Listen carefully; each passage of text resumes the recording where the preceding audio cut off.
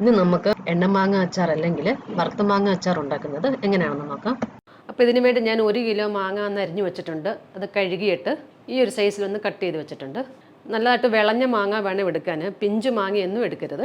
അപ്പോൾ അത് വെള്ളമെല്ലാം നല്ലതായിട്ട് തുടച്ചിട്ട് വേണം കട്ട് ചെയ്ത് വെക്കാൻ. ഇനി നമുക്കിതൊന്ന് വറുത്തെടുക്കണം. അപ്പോൾ ഇത് ഫ്രൈ ചെയ്യാൻ വേണ്ടി വെളിച്ചെണ്ണ എടുക്കരുത്, നല്ലെണ്ണ എടുക്കുന്നതായിരിക്കും നല്ലത്. ഇപ്പോൾ നല്ലതായിട്ട് ചൂടായി ഒന്ന് തിളയ്ക്കാൻ തുടങ്ങിയിട്ടുണ്ട്.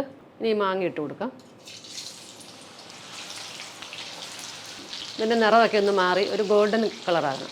ഒരുപാടങ്ങ് കട്ടിയാക്കി ഫ്രൈ ചെയ്യരുത്, അങ്ങനെയാണെങ്കിൽ ഇത് സോഫ്റ്റായിട്ടിരിക്കത്തില്ല. ഇതിപ്പം മാങ്ങയുടെ നിറമൊക്കെ മാറിയിട്ടുണ്ട്, നല്ലൊരു ഗോൾഡൻ കളറായിട്ടുണ്ട്. അപ്പോൾ ഇതെല്ലാം മാങ്ങ ഞാനിവിടെ വറുത്തെടുത്തിട്ടുണ്ട്. അപ്പോൾ ഈ മാങ്ങ വറുത്ത ഓയിൽ കളയരുത്. ഇത് നമുക്കിനി ഇതിലോട്ട് ചേർക്കേണ്ട ആവശ്യമുണ്ട്.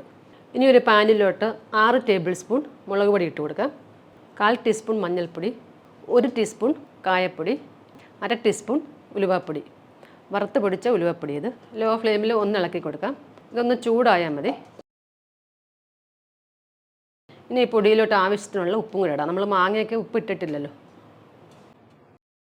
പിന്നെ മാങ്ങ ചേർക്കാം. ലോ ഫ്ലെയിമിൽ തന്നെ നല്ലതായിട്ടൊന്ന് ഇളക്കി കൊടുക്കാം. ഇനി നമ്മൾ ആ മാങ്ങ വറുത്ത എണ്ണയുണ്ടല്ലോ, അത് ഇതിലോട്ട് കുറച്ച് ഒഴിച്ചു കൊടുക്കണം. എങ്കിലേ ഈ മാങ്ങ നല്ലതായിട്ട് സോഫ്റ്റ് ആകത്തുള്ളൂ.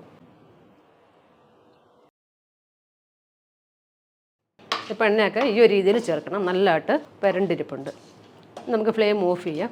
അപ്പോൾ ഇത് വെള്ളമയമൊന്നും ഇല്ലാത്ത ഗ്ലാസ് ബോട്ടിലാക്കി ഒരുപാട് മാസം നമുക്ക് സൂക്ഷിക്കാം. നല്ല ടേസ്റ്റായിട്ടുള്ളൊരു മാങ്ങാച്ചാർ ഇത്. അപ്പോൾ എല്ലാവരും ഒന്ന് ട്രൈ ചെയ്ത് നോക്കണം. Thank you.